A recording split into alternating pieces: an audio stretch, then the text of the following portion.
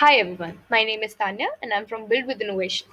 Today we are going to learn about the wallet settings option that is present in your admin panel.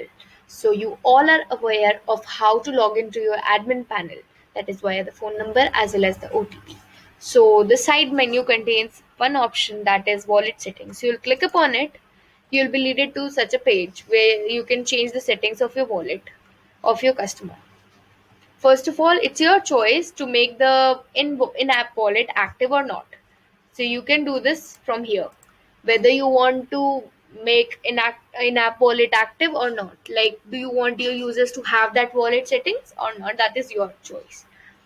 The second one is maximum amount in a user's wallet. You can specify, you can set a specific bar that this is the maximum amount your user is going to have in his or her wallet. You can just specify it over here. Otherwise, you can leave it blank as well. The second one is minimum order amount to use the cashback. You can specify a minimum order amount which is default for all the orders. That this is the minimum order amount after which a user of yours will be able to receive a cashback.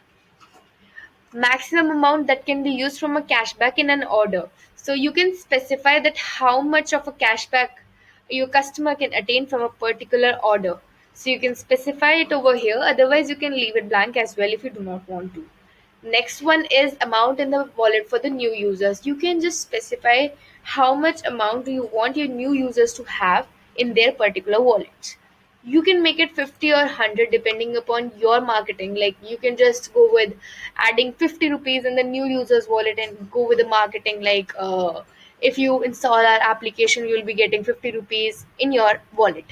Okay, you can also add money in your all of your users wallet, which is by giving an any offer or something like that. All right, so the next part in this is cashbacks.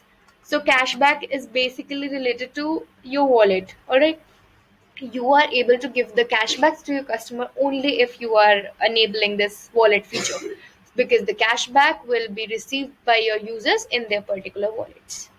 So you can just go upon adding a cashback. You have to mention the order amount for a particular cashback. You have to enter the cashback amount. Like it, on this, let's say on 100 rupees, you are offering 20 rupees cashback. You have to mention that.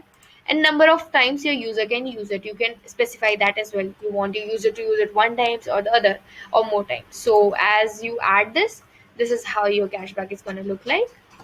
And you can go on adding that. So that's pretty much it about the video. Hope you guys understand. See you in the next video.